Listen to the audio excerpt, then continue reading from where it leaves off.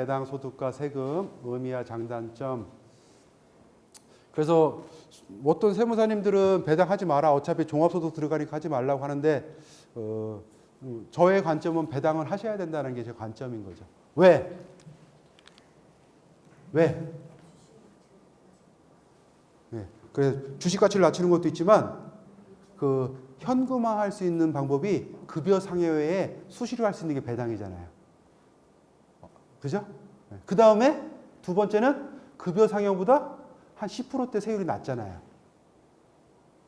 결국은 대표님이 현금화할 수 있는 툴들이 일단 법인체에서는 거의 없다라는 거예요. 그래서 그걸 우리가 급여, 상여, 배당, 퇴직금 이 네 가지만 갖고 얘기를 하는 거잖아요. 그 상황에서 보면 배당만큼 수시로 일으키면서 활용할 수 있는 방법이 그리 흔하지는 않은 거예요. 뭐 여러분들 뭐 특허라는 방법도 있고 뭐 여러분들이 상상하는 것 제가 다 알고 있어요. 여러분들이 상상하는 것 이상으로 많이 알고 있지만 우리가 공식적으로 할 수 있는 것 중에서는 이 배당이라는 제도를 활용하시고 배당이 있다. 여기 요 의도는 요거죠. CEO에게 집중된 지분을 배우자 자녀에게 증여를 하고 그래서 적극적인 배당 정책을 하고 뭐 효과를 내자. 그래서 배당도 우리가 보통 알고 있는 건 이익 배당이죠. 전년도에 난 이익을 배당하는 방법이 있는데 이익 배당은 보통 우리가 3월 주총을 통해서 4월 달에 한번 받으시는 건데 나는 한 번 갖고 싫어. 두 번 받고 싶어. 그럼 뭐 하는 거예요? 네, 중간 배당을 한 번 더 넣어서 그 10월 달쯤에 중간 배당 한번 일으키는 건데 그 중간 배당은 당해년도에 생길 이익을 감안을 해서 중간 배당을 일으키는 거죠. 네, 그런 것들을 감안을 좀 하셔야 될 거고 그 다음에 나는 현금 보유량이 좀 많이 있어서 내가 굳이 가질 필요가 없기 때문에 우리 자녀한테 증여를 좀 해서 내가 100%인데 애들한테 5%씩 주는 거죠. 그래서 1억을 배당을 받으면 내가 9천만 원, 자녀들이 500인데 내가 포기할 테니까 니들이 5,000씩 봐주가. 이런 게 하는 게 우리 차등 배당. 근데 차등 배당은 속성이 증여의 개념이 있다라는 거죠. 내가 받을 배당을 내가 포기하고 자녀가 받았으니까 증여의 속성이 발생을 한다는 뜻이에요. 그러면 증여세하고 배당소득세 비교를 해서 국세청은 많은 거 걷겠다 뭐 이런 개념인 거죠. 네. 근데 이 초과 배당은 전에 배당이 없다면 근 50억까지도 초과 배당이 유리하다고 계산이 나와 있어요. 근데 우리가 만나는 100인 미만 사업장에서 배당을 뭐 50억으로 하니 뭐 60억으로 뭐 이런 거 없잖아. 그러니까 일반 증여보다는 초과 배당이 더 유효하다라고 이렇게 보는 거죠. 근데 다만 초과 배당을 할 때 조심해야 될 부분은 기증여 재산이 있는지 꼭 파악을 해라 하는 거죠. 그 섹션을 좀 놓치시면 안 된다. 그래서 여기 그 배당의 요건, 뭐 절차, 뭐 이런 것들이 있습니다. 이런 거 나중에 보시고요.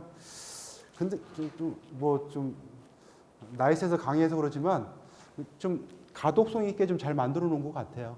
제가 볼 때는 레포트가 써서 이거 우리들이 맨날 엑셀로 만들고 있었던 거잖아요. 이런 거 한 번 안 만들어 보고 CEO 플랜 법인 영업 하신다는 분은 없죠. 우리 다 엑셀로 만들고선 우리 선배한테 이 표 좀 하나 달라고 하고서 맨날 이랬던 자료를 갖다가 이렇게 나와 있는 거죠. 그래서 이분이 1억씩 받는 사람이잖아요. 월 800씩 받는 사람이고요. 어쩌고 저쩌고. 근데 배당을 2천만 원, 3,400만 원, 7,300만 원, 1억, 1억 5천, 2억의 배당을 이렇게 일으킨다는 거죠. 그래서 배당 가산액, 그로스업. 아까 이 그로스업이 아까 얘기했던 이중과세 조정. 요 이중과세 조정. 이 조정이 들어가서 요 그로스업을 시켜버린다. 뭐 이렇게 들어와서 어쩌고 저쩌고. 그러면 과표가 이 급여 소득과 배당 소득이 종합 소득인 거잖아요. 종합 소득에 대한 과표가 이렇게 형성이 될 거고 이거를 하다가 쭉 끌어내리고 밑에 보시면 국민연금, 건강보험료, 장기요양보험료. 우리 대표님은 4대 보험 중에서 산재하고 고용은 안 들어가니까 이 두 가지 이용을 하잖아요. 저희 쪽 계산할 때는 국민연금도 좀 솔직히 빼고 계산하거든요. 국민연금도 어차피 자기 저축이니까. 근데 뭐 여기서는 좀 이렇게 포함을 시켜서 계산을 해놨네요. 그래서 이렇게 좀 들어가 있는데, 그래서 총 부담 금액이 2,200.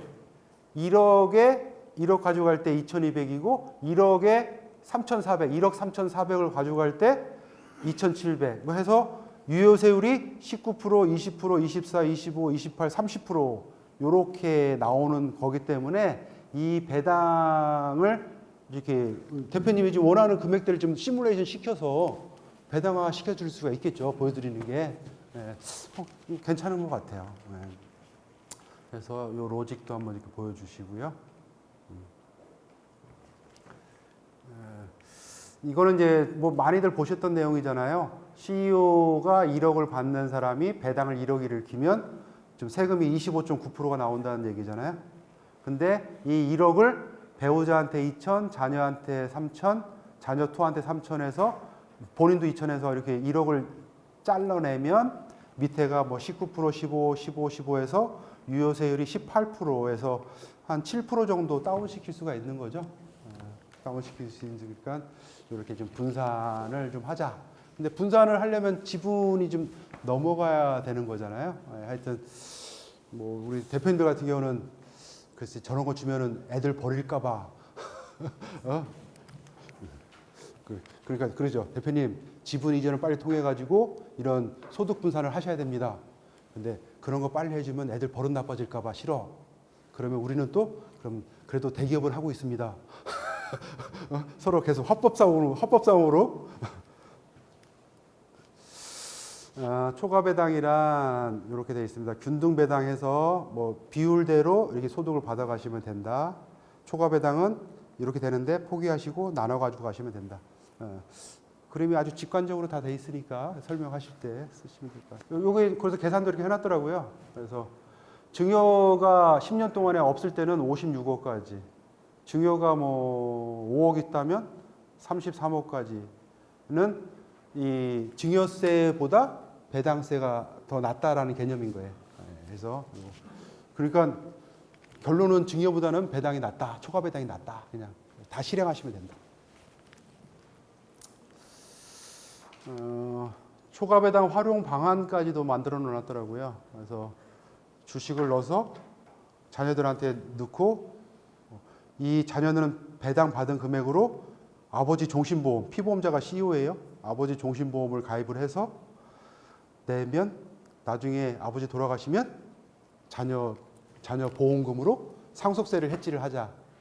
이런 개념인 거죠. 뭐 이거의 단점은 아버지가 보험 가입 대상자여야 되죠. 요새 유병자 종신으로도 많이 들어올 수 있지 않나요? 네, 뭐 유병자 종신도 있으니까.